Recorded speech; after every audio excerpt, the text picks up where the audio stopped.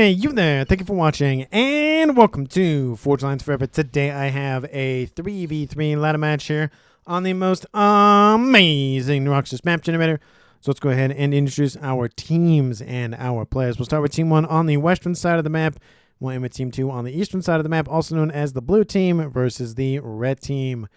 We will start with Team 1 on the southern side of the map here, or at least of their lineup, I should say, of Gib. He's playing as a UEF. He is a 1688 rated. He is the highest rated player on Team 1. And in the game overall, he is in Amethyst Purple. To his north in Royal Blue, we have the UEF of PFJ. He is a 1436 rated. And then last but not least for Team 1, we have as an Aeon, it is JJ Sheridan in Stitch Blue. He is a 1539 rated. So for Team 1 side of the map, they have an Aeon to the north, and then a UEF, and then another UEF here in the middle and in the south. So no Seraphim Tech and no Cybran Tech for Team 1. Moving on to Team 2's northern side first, or at least their lineup. We have as a Cybran, it is Sailor Moon. He's playing in Orange Color Orange as a 1622 rated. He's also the highest rated player on Team 2. And in Chevy Crimson 2 is out. That is the Seraphim of Jackoffasaurus. Oh, okay.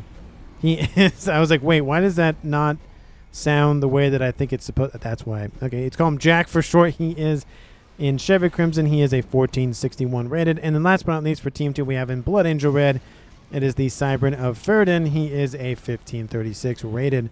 So for Team 2 side of the map, they have 2 Cybrans flanking 1 Seraphim, which means Team 2 lacks what Team 1 has, and Team 1 lacks what Team 2 has. So again, Team 1 has 1 Aeon and 2 UEF.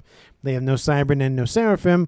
Team 2 does not have UEF and Aeon Tech, but they do have Cybrans and Seraphim. So every faction is represented in the game, just not on each team. And for these 6 players on the map, let's take a look at the reclaim situation. Currently sitting at 10,000 mass and reclaim, which makes it just shy of 2,000 mass per player.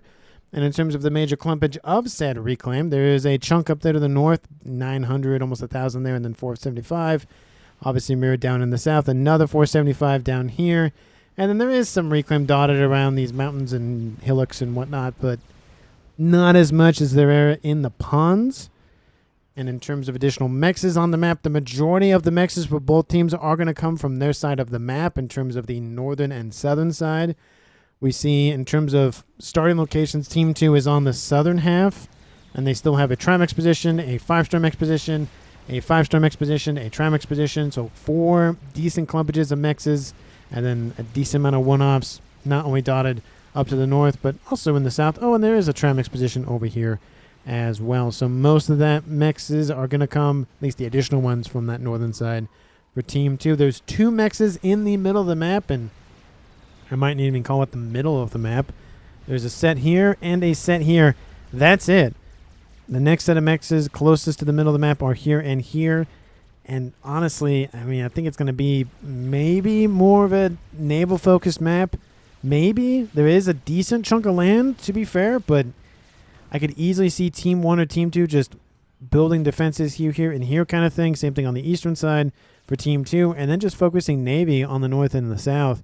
We already see Team 2's play of Ferdn moving southward to try to grab this Trimex position from Team 1, and he is going to be successful because there's only a couple of Team 1 strikers. Nice little snoop here.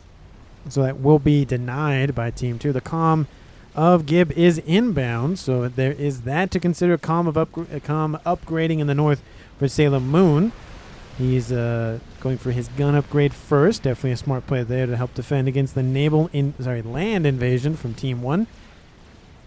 No Navy online for Team 1 in the north just yet. Team 2 does have a facility online. Again, they de facto have Navy under their control. Same thing for Team 1 in the north, but I mean, there's not really a lot of Navy to begin with anyways up there, so And then in the south, we do see Combicom action happening first between Gib of Team 1 and Ferdn of Team 2. Again, Team 1's Gib has an advantage because he's a UEF. He has 2,000 additional total hit points in his favor for starting. And Ferdn is getting shot at by a bomber and a couple of strikers, so even the damage is favoring Team 1 in any regard. So he's going to be maybe in the pond for a little bit until we can get some reinforcements, either cruiser or destroyer. It looks like he's upgrading straight to T2 because why worry about Team 1 tech where you don't even have to worry about fighting regular subs or Team 1 and subs and frigates. So, you know, might as well go for the T2 option and just push Team 1 back. Gun coming online here for Team 1's PFJ in the middle, and then Jack in the middle of the map also going for T2. So mostly defensive, a little bit utility for Team 2, a lot more offense for Team 1. In the north, JJ is now here. Sailor Moon is inbound with that gun upgraded commander. A little bit of hit point advantage for Team 1's JJ at 11,000 versus 10,000. But again, gun versus no gun. I'm going to bet on the gun every time of the week unless there's a lot of other things happening. So it is 1v1 in the south, 1v1 in the middle, and 1v1 in the north. And that's it for where comms are going, mixes, all that sort of stuff, and early upgrades. T2 started for Team 1's Gib and for Team 2's Ferdn just to get hit points back and get up to 12,000. It is going to give Gib a boost and hit points up to 14,000 though, so still that 2,000 differential. In the middle, we have PFJ is he tagged a couple of shots that Jack's comp. Nothing too bad though. Team 2 has driven off JJ from the land situation here. So he'll get that Tramix position back. Do we have Navy? Yeah, we do have Navy soon to be started for Team 1. Team 2 already has T2 Navy in the south. Any air from Team 2 or Team 1 yet? No and no. So we won't see an early air player yet. Because again, it is 3v3 ladder. Even in 4v4 ladder, the air usually, not always, usually gets pushed off a little bit later. So we'll probably see maybe a T2, maybe a T3-1 at about 15, maybe 20 minutes, I would imagine. Probably nothing later than that at this point. Even if Team 1 gets in the Navy, which they are doing, so Team 2 probably wants to get some torp bombers online, so I would expect to see T2 air at some point. He only has air facilities. He doesn't even have land facilities, so might as well build T2 air at that point. Gabe going for T2 Navy almost immediately, so either he saw it, which he did. So he's going to build T2 Navy to counter Team 2. Cruisers online first, which, again, will help with the scouting from Team 1. But I would assume he's going to go for Destroyer first, which I think he did. So that we'll be able to fight off that cruiser quite nicely. He has some engineer assistance as well to help expedite construction of that Destroyer. In the north, Team 2 does have Navy online now. Team 1 has T1 Navy going for T2 almost immediately. So it looks like everybody's skipping the Team 1 phase for the most part, going straight to T2 just to get things rolling. In the middle of the map, things are already shaping up to be more standoffish. Again, it is early, to be fair, so we will see, but I don't really expect a lot of action down the middle, at least right now. We might even see a focus from these players transition to air more than land, just to help out with Southern or Northern Navy. We do see Gib is almost done with that destroyer. That cruiser is within range. Again, the AA weapons on board. The Sirens can target ground units and naval units. Not as much firepower on them, but, you know, it's better than nothing. Torpedo started for Ferdn. That's going to be a big help for kicking out Team 1, or at least trying to kick out Team 1 from Navy. Destroyer is going to pursue that cruiser maybe. Torpedo still being built on Ferdin's comm. And looks like some Team 1 torp launchers trying to be built to protect the cruiser, which maybe will happen. Destroyer is almost online. Cruiser is leading him back to the base to allow the destroyer some time to actually get online and then intercept the destroyer from Team 1. Destroyer is now in torpedo range at least. Should not be a lot more time before the cruiser is destroyed, if it does get the chance to, because now that destroyer is inbound from Team 2, so good luck with that. Second destroyer coming online, I'd imagine. Yep. And the torpedo upgrade is done for Ferdn in the pond. To the north, we do see Team 2 Sailor Moon did lose those facilities over here. I don't know if he lost them or just control K'd them and built them over here. Maybe he just did that. Maybe it was going to be more of an annoying. Oh, he actually, you know what? He probably did that because his sub can't even get on to that side of the little sandbar there. So that makes way more sense. So, yep, there's that. Team 2 is going to be slightly behind in Navy because of that. Not a terrible amount, but it is going to be behind. And another destroyer is online for Team 1's Gib. Again, Ferdn is here. No stealth and no nano, but not a lot of firepower from Team 1 anyways in terms of Oh, well, that's going to be a problem. Torp bombers are inbound from Team 1. Ferdn has already dropped to about 50% hit points. We have another Torp bomber inbound. There is, again, a destroyer and a cruiser in the area, or somewhat near the area for Team 2's Ferdn. But again, doesn't have nano, doesn't have stealth. And all it's going to take is a couple more torpedoes from either a nice little bomber or the destroyer. And almost does. He does have 1-star vet now, but I don't think that's going to save him. Far too much time. There he goes. Team 1 scores first blood on Ferdn's commander. It's now a 3v2 in Team 1's favor at 14 minutes, almost on the dot.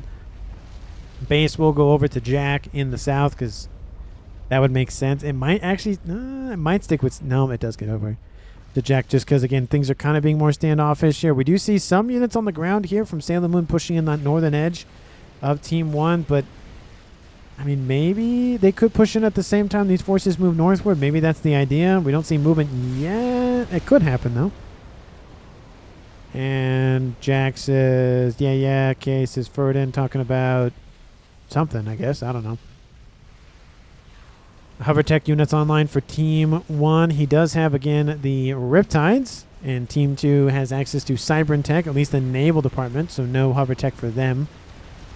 And it does have Seraphim Tech, so can go hover with Yenzine and a couple of other units, but in terms of the direct base, it's Cybern v UEF, so only hover for Team 1, at least in that discrepancy or that engagement point. We do see forces getting a little bit closer for Team 2, nothing too close though. The forces to the north for Team 2 are being annihilated pretty quickly by those pillars. It might actually cause Team 1 to continue to push in. There are some mexes here, not a lot, but there's a couple of Team 1s. You know, they probably want to really get into this territory back here. There's a lot of mexes back here. You know, multiple sets of T2s and maybe soon to be T3s, I'd imagine. They're ringing the T2s, so maybe a little bit more time before T3s show up. But, you know, it is opening a doorway for maybe Team 1 to utilize. Ilshis are inbound to try to intercept. We have a couple of Percys already online for Team 1's Gibbon in the south. He might be looking at a land invasion. He could try to skirt the southern edge of the map, which he might actually be doing, kind of mimicking what Team 2 was trying to do to the north. We do see Ilshi is going to be more than enough to deal with the remaining forces from Team 1. Team 2 holds off that push. And now we see a couple of bombers harassing the engineers from Sailor Moon, preventing additional resources from being used to build and construct those destroyers and cruisers and whatever else faster. And there goes that frigate from Team 2. There it goes. And now it's destroyer v destroyer with a cruiser hanging out for Team 1. Torp bombers inbound, I would assume. Yep, for that cruiser. Definitely a smart play there. Shooting at stuff, shooting at you, and then shooting at everything else. Or at least shoot at the thing that's really doing the damage to you first. Destroyers are not going to be the primary target of those Torp bombers. 17 minutes on the clock. And Team 2 is being pushed back in Navy. Not by a lot, but it's not looking great. Again, Jack is kind of doing double duty, doing, you know, micro down here, micro up here, micro technically up there a little bit. We have units inbound on that southern edge from Team 1. There is a Team 1 PD there that's going to help out a chunk. Those Percys are starting to be ripped apart pretty quickly. There's a T2 PD well within range. There's another one that's probably going to be in range. Another Percy gets killed off. Looks like there was just too many forces for Team 1 to deal with, plus a couple of defenses didn't help. But a couple of Percys get some shots in. You know, it's something. But the reclaim, again, more importantly, stays roughly on Team 2's side. So at the end of the day, it's just a little bit of loss in mass and power, but they gain the mass and whatnot from the engagement from Team 1. So, you know, it's kind of a mixed bag there. T3 land, of course, is online. T2 air still the focus for Team 1's Gib. T2 land going to T3. No T2 air or land for Team 1's northern player of JJ. I would assume he's going to go for air at some point just to get Torp bombers, because he'd easily get about a dozen or so and wipe out that facility almost immediately. And then you don't even have to worry about cruisers and destroyers from Team 2. You can just not take your time, but kind of take your time. T2 air not online for Team 2's Jack yet. T2 air is online, however, for Sailor Moon. So he does have the ability to fight back at least a little bit better against Navy from Team 1. Hovertech still roaming around for Team 1 in the south, getting kind of bombarded by destroyer fire. Team 1 doesn't have the numbers to fight off against that aggression. They need to augment that with aircraft, which, you know, he has Torp bombers, so that's helping. But it's just not going well for Team 1. Team 2 started the Navy a little bit sooner, and it is paying. And to be fair, Jack does have not as actually most mass in the game. Technically, his teammate of Sailor Moon has that with all the mexes up here to the north. Sorry, all the mexes up here to the north. There we go. Team 1's Gib is technically facing the double base player, and he's sitting at 175, and Jack is sitting at 180. So that time is really affecting Team 2 in a positive way in terms of having the stuff online sooner. Here comes the Riptides. Again, the focus would probably be that little cruiser there, then have the torp bombers come in and wipe stuff out. And destroyers, I mean, they focus on that mermaid for a second. Destroyer's almost dead. The siren does get out of there. There's another siren here from Team 2. That's going to kill that off pretty quickly. And they do catch up to that other one. Is it going to matter, though, is the question. It does matter. Kills off that siren, and now it would allow some bombers from Team 1 to push in. There are, of course, interceptors here waiting for those bombers to show up, but for now, it does give a little bit more cushion to Team 1 on that side of the map for now. In the north, we're seeing a little bit more pushback from Team 1's PFJ against Team 2 Sailor Moon. He's having to focus now on this. His destroyers and his cruisers are helping out a little bit, but the destroyers for Team 1 are starting to number a little bit, favoring them. Again, there are, same situation for Team 2 that Team 1 is in. Destroyers are being hit decently hard by bombers. Team 1 needs T2 air, even if it just goes for swift runs just to deal with those, because there's one destroyer already dead. Second destroyer is going to be killed off here shortly. That destroyer from Team 2 is dead. And now it's a 2-2 game with the cruiser and bombers in the mix, and that's only going to favor Team 2 at this point. In the south, another group of forces from Team 1 are eliminated pretty hard by Team 2's Navy. And Gib he's going to be locked out of Navy in the south here momentarily. Team 1, it's going to happen sooner unless he can get something to punch in on the northern side. Either that's, a strat bomber, a little bit of bombing run, torp bombers being sent over there to the north to help out. Something. Gib's dealing with now Othams invading the shore here from Team 2's Jack. We have Team 1 bombers going to help thin out the hit points on that nice little Otham. And should be enough. It's not regenerating that fast, so it shouldn't be that much of a problem. Does stop for a little bit, but again, that was probably just the end of its movement order. So there is that. Team 1 at 550 mass income, roughly. Team 2 at 500. So we'll say about 40, maybe 50 mass in Team 1's favor. Not by a whole bunch. Don't know why that mix is handed over to Team 2's Sailor Moon, though. No idea. But Team 2 now has control over Southern Navy. Team 1, it's still a fight, but it's kind of favoring Team 2 as of right now. It's just not going well, at least in that regard. In terms of land, I mean, it's kind of slowly being picked apart by Team 1's Spearheads plus Percy's, but they haven't really pushed in to gain substantial gains onto Team 2's side of the map. And now we have destroyers getting in and targeting some mexes. That's not helpful for Team 1 at all. And it's just not looking good. Again, bombers aren't being called in because, again, there's just about 2 dozen or so interceptors just constantly flying over top. Some of them don't have any fuel anymore, so that doesn't help. But for the most part, it's not working for Team 1. They need to change things up, or it's not gonna feel good here shortly. T2 air is online for Jack. I don't see T3 air yet for Team 2 Southern player, but for the middle player, it is online. Team 1 T3 air is going to come online here shortly. Fat Boy starting here for Team 1's PFJ. T2 land is online. Still no T2 air. I feel like that's still a mistake. Spearheads are chipping away at these defenses here. Now the Othams are kind of upset, and the Othams do have to deal with the Percys. And Sniper Bots and those Othams are pushing in from Team 2, and honestly, they are going to lose a lot of that long-range firepower. Team 1 is. And Othams, again, they do have some shield coverage. Team 1 does have shield coverage. They're just sitting here for whatever reason. Spearheads, I mean, they probably want that radar system, I'd imagine.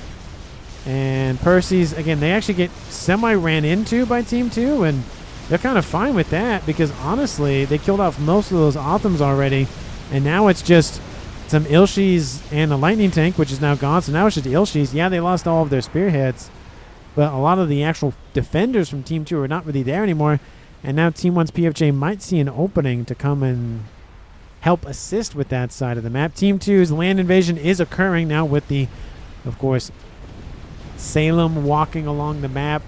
Land nonsense.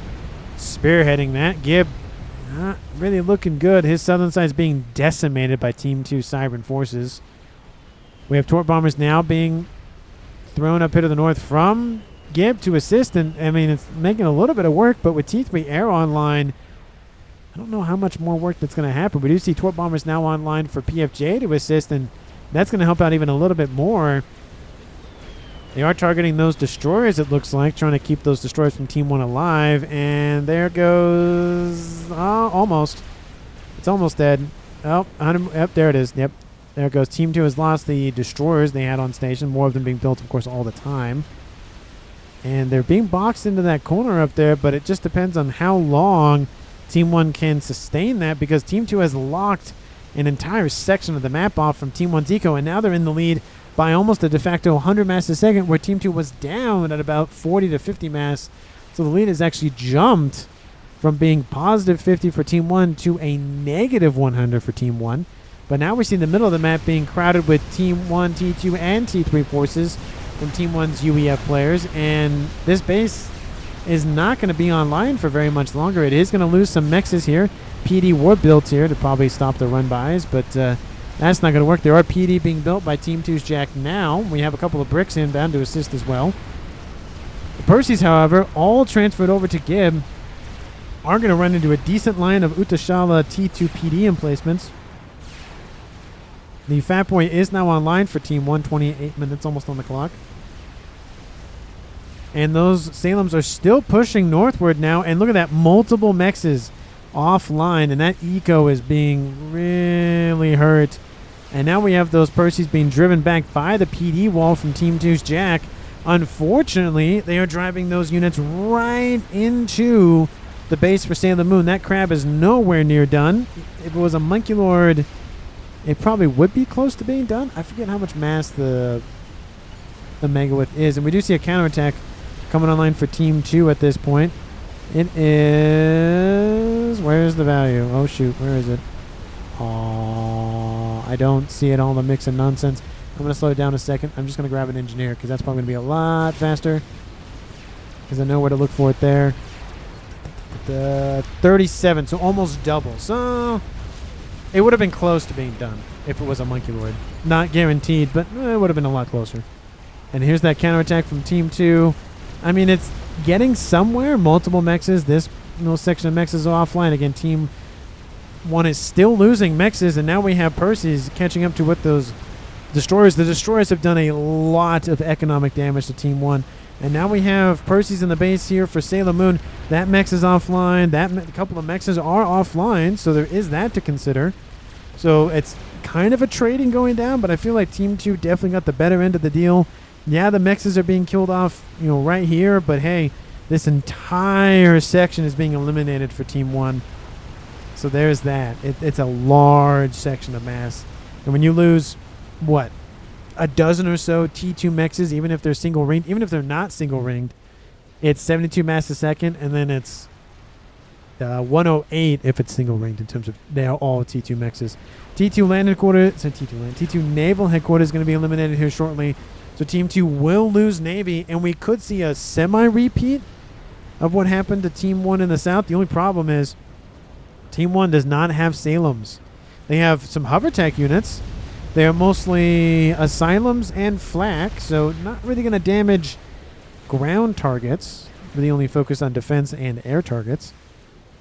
And Team 1's eco specifically for Gib is definitely hurting. I will note Sailor Moon's at 500 mass income. He is more than double that of anybody in the game. And I will note he is producing more mass himself than the entirety of Team 1. And that's because, well, look at all the T3 mexes that he has access to. He has 21 of them, and most of those are single ringed. So instead of it being about 18 mass a second, it's 27 mass a second. 600 mass a second. That's how that math works out. And T2 Navy trying to be repaired.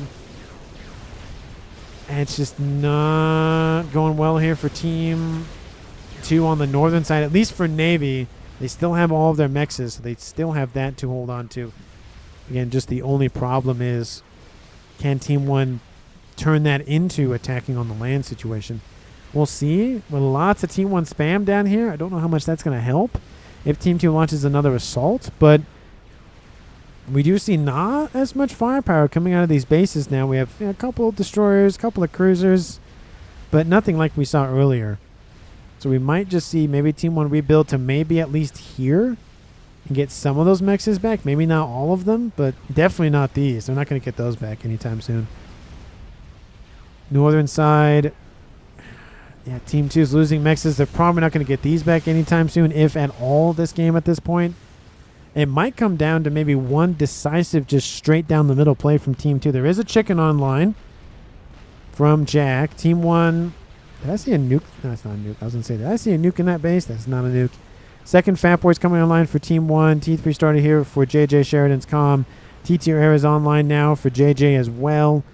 T3 Air is online. It might come down to land because I think Navy is just kind of going to be a wash. There's a joke there somewhere. And we see a little bit of build-up for Team 1. A little bit less, I should say, for Team 2. There's more bricks over there if you count that.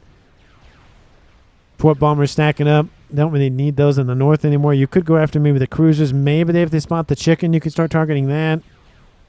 We see some air scouts moving over the top of the pond. Just get somewhat of a readout. I don't know if they'll see that. They see the radar signature or sonar signature, depending on... That's actually a radar signature technically because he's still sticking out of the pond. And he's very much spottable by Team 1. Gunships over here by Sailor Moon as well. And again, that attempt to probably rebuild the eco down in the south is probably not going to work. Gunships are inbound, same with the chicken. And Sailor Moon is inbound. Team 1 does have some ASFs in the area, not a lot. They have some flak as well. I don't know if they're going straight for the comm or not. They might be. Do they know where the comm is? They do know where the comm is, and looks like he is the target. He's rushing for that T3 Pigeon. Kind of gets stopped for a brief second on some little edge of the land facility there. Does get underneath shield coverage. About half the gunships are now gone. Shield is about to go down, and this could be devastating because they could actually target Pigeons and blow them up. Honestly, he is going to die from these whalers. There goes most of the whalers, actually. And Team 2 scores their first kill of the game. Drops it to a 2v2 game at 34 minutes on the clock. And that base will be gifted over to PFJ, I'd imagine, because he's right next to it. It might stay within the hands of JJ, but again, it might just... Yep, there it goes. Just immediately transferred over to there. It makes sense. He's on the northern side. He's on the southern side. T3 Navy online. He is going for Torrents. Now, see, the thing with Torrents, though, I don't know if they're going to be, in terms of the long-range weaponry on board, able to actually target anything more vital. I mean, technically, they could go after all the Team 3 mexes. Now, that's pretty vital, to be fair. So they could go after that. Nothing in the main bases, though. The whalers are dealt with from Team 2, but now here comes the chicken. And Team 1 doesn't really have the land units in the area, at least, to deal with this. PFJ's now newly acquired base probably not going to last much long. And he's building a satellite. UEF doing UEF things at 34 minutes on the clock. Let me know down in the comments if you think he's going to currently win because of just that one satellite from Team 1. Nuke is online for Team 2. Hey, I was just manifesting a nuke, I guess. I thought I saw it. It wasn't online. Now it is online. And that chick, oh, it should be pushing in. The chicken should be pushing into the base, wiping everything else out. Oh, but it does get the Pigeon. Oh, that's a cascade. That's got to hurt. A couple of E-storages, a couple of T3s in there. T2s in there in terms of Pigeons. We have Percy's here now from Team 1. T3 Air is being... This would probably be a bigger target because of the Percy's. But... does wipe out the T3 air headquarters at bare minimum. Gunships inbound to help out. Bombers inbound. That's a T2 Torp bomber. That's not going to help anything else out. We have missile launchers coming in from the south. We have now a couple of destroyers poking and prodding at the units, moving in to intercept and falling back to deal with this. And now T3 land headquarters is being eliminated. He still has his backup one in his base, so it's not a terrible thing to lose, but it's a lot of infrastructure in terms of facilities and power to lose. And honestly, didn't wipe out a single mechs in all of that. There's the T3 mechs here that did take a hit, did lose power, like I said, but honestly, in terms of eco, I mean, yeah, there's a couple of mexes that he lost, but those are being rebuilt and re-upgraded anyways, so maybe T2s at a bare minimum, if not T1s, so it is a loss, but it's not bad of a loss. But Team 1 does spot the nuke from Team 2, and it is 20-something% loaded already. The question is, does he have an SMD? The question is, also, does he have a shield on that nuke? And the answer to that question is why are you targeting the, why? Maybe he clicked on it too late. Shield is going to be built and will protect that nuke. Super unfortunate for Team 1. Maybe he just had a lock on the PGen, saw it too late, that sort of thing. That is unfortunate. And in terms of that missile range, that is the wrong player. That is the correct player. We see the Omen class battleship is being hit, but here comes those missile launchers, and they can probably hit the edge of the base, but they probably cannot hit anything actually in the base for Team 2 Sailor Moon. E-storage goes down. That's a little unfortunate. There's actually some... That was a T1 PGens. That's not going to help. You see air grid being built to the north there. There's a nice little E-storage right next to that shield generator, but he has to recharge his laser, so that's not going to work. We do see those mexes are going to be targeted there to the north. And nothing great here for Team 1 in the south. Team 2 in the south as well. I mean, they're wiping out engineers on reclaim/rebuilding T1 mex's situation, but nothing really super vital. Mex was eventually eliminated, though, but again, it's mainly the infrastructure that is a cost to Team 1. But they did get the reclaim from the chicken, though, so there is that. SMD is being loaded, and it's already loaded. Second satellite coming online. Please tell me you're building shields for those. You are at some point. You do have a shield online. Okay, you just have power issues. That's better. PGens up here to the north are being hit. How's Sailor Moon's power? And definitely doesn't want to lose those PGens. Yeah, yeah, that's not helpful. And he's getting a little bit of overflow, looks like, from his teammate of Jack, but not by a lot. We have TMD being built to prevent the destruction of those mexes, but again, I would assume more missile ships are on the way. No, they're going for... That is a sub-nuke, ladies and gentlemen. That is what that is. It's the Silencer T3 Strategic Nuclear Submarine. So that's not going to be fun. We have 3 Fat Boys inbound from Team 1, and it looks like a couple of cruisers are not going to have a fun time with that that Fat Boy. Oh, it does hit the aircraft. It looked like it actually killed off the boat, and then because the boat, the ASF was technically attached to the cruiser, it also blew up, and then just magically pick up and fly off. I was thinking, like, I wonder if you kill off a unit that's on that unit kind of thing. I wonder if it also kills it, and I guess it did. ASFs are inbound. T2 Tort Bombers are inbound. There's nothing that can actually target anything on the ground in this mix. I don't know if that was a distraction or not, but they definitely distracted me for a couple of seconds. Nuke is online, and it has fired? What? It opened. Whoa, that's weird. Oh, it opened up. It looks like he canceled it, and then he opened it again. Yeah.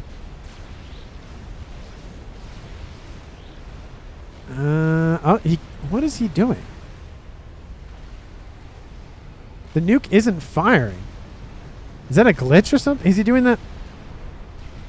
That is odd. Yeah, because look, it's opening, and then it's not. Is he like canceling it before it actually officially fires? That is what he's doing. Oh, that's not gonna be good for Team 1. That's 3 Fat Boys definitely dead. Man, maybe he gets that one out of there, but 2 Fat Boys out of the 3 are 1,000% dead. Here comes the nuke. Kaboom! wipes out. Oh, he did grab the third one. That is 3 Fat Boys dead with 1 nuke. I didn't know you could do this open and close, open and close, open and close with the nuke launcher, but I guess you can. So learn something new every day, I guess. There's the nukes up for Team 1 up here to the north.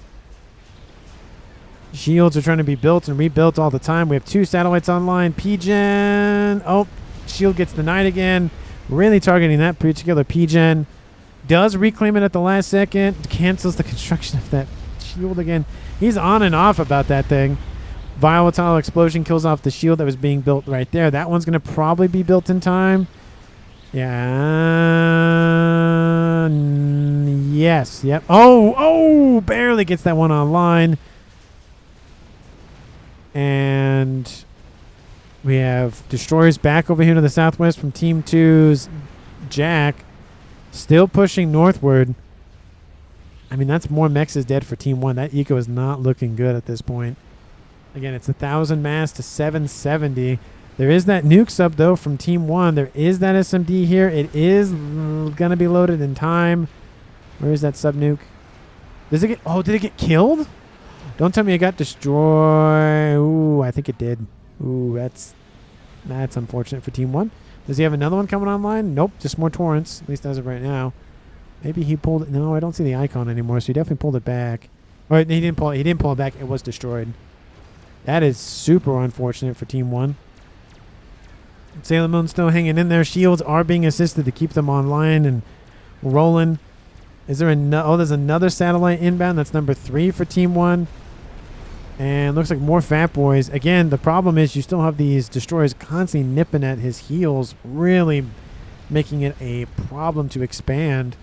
Looks like we have comments made by Ferdn saying, hey, send the bricks this way. That's a lot of bricks for Sailor Moon. That is all of his land forces, bar his main experimental being the Megalith, moving out in the middle of nowhere to maybe secure the reclaim field a little bit. And then the Monkeywood hanging out for defense. I mean, most of his forces are going northward, and Team 1 doesn't have a defense against that. And we do see 2 Swords online. That might be enough to crack this shield and take out that SMD.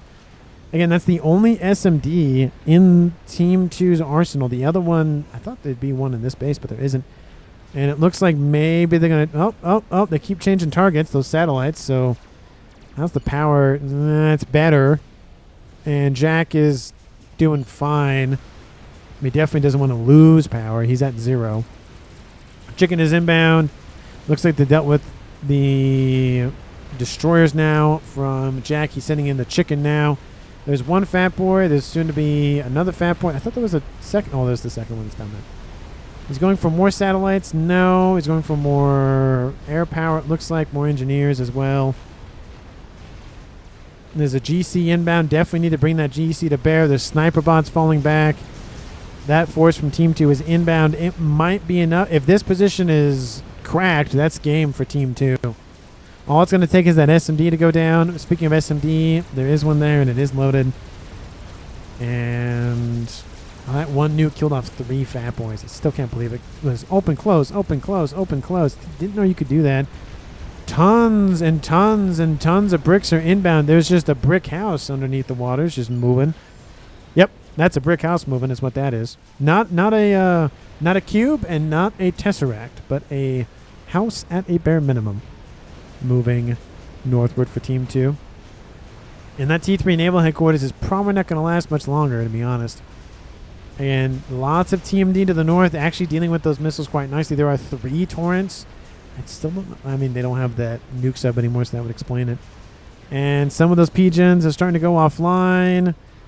And there goes that one. There goes that one. How's Sailor Moon's power? Not doing too great.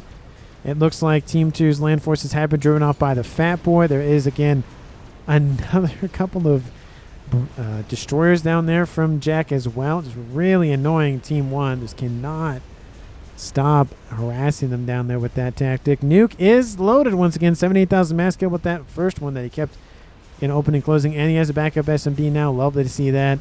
P-Gen's being hit, or soon to be hit, up here to the north. And he's trying to starve Team 2's power out, it looks like. Oh. The shield actually, the generator did not go. Oh, man, it's gone. Never mind. Again, he's trying to starve Team 2 of power so that way he can take out all the other stuff that he's keeping underneath the shield generators. Oh, shield pops back online. Oh, it was able to get reclaimed, which means the volatile explosion doesn't happen, and then the shields pop offline anyways because it's a T2 shield. Shield gets upgraded almost immediately, so that way that P-Gen survives. I mean, the APM must be just maxed out for Sailor Moon, constantly running all that stuff. In terms of like, okay, he's got to, reclaim that so it doesn't blow up and all that. Oh, that goes anyways. But it's a lovely attempt nonetheless. There's E-storages here. You could starve Team 2, Sailor Moon of power that way. How's this? Yeah, you could starve him that way. Oh, he's negative decently. Negative 7,000 and climbing. Oh, it's not looking good. And there goes the shields. They are offline. SMDs are exposed. Nukes are exposed. How is his power doing now? Still negative. Not looking good for Team 2's northern player of Sailor Moon. And all of these satellites aren't even going after the nuke. They're going after the P-Gens. They're not going after SMDs. They're not going after... I mean, they're going after mass stuff, to be fair. But, I mean, the power is vulnerable. The other set of power is vulnerable for Sailor Moon. You might as well take that out. We have ARAS being started for Jack. And now the power is being targeted here for Sailor Moon. That power goes down. That power goes down. The nuke, kind of got hit for a second. There goes that power, just really driving a hole, digging a hole for Team 2's eco, just digging it for him. I'm not. They just attacked me, says Sailor Moon. There he goes. Sailor Moon is defeated by those satellites. And Monkey Wood is pushing in. The chickens fell back.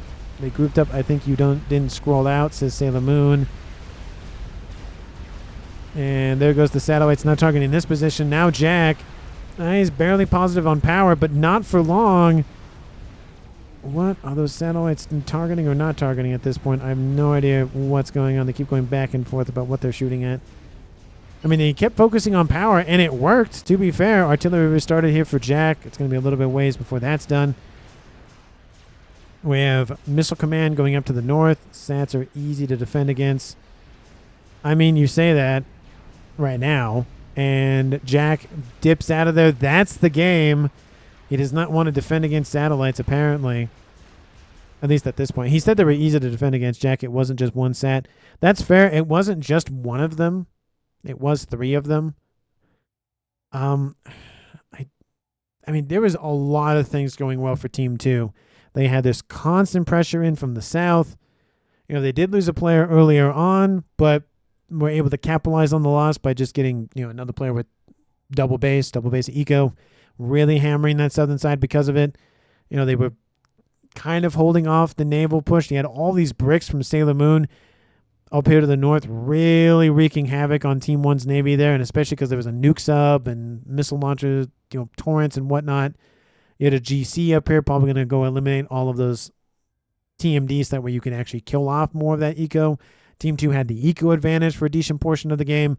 But it just came down to those satellites just saying, we're going to target your power. You're not going to be able to keep the lights on. And then that's it. So that's exactly what they did, and that's exactly how they won. Right there. Killed off Sailor Moon, and that was it.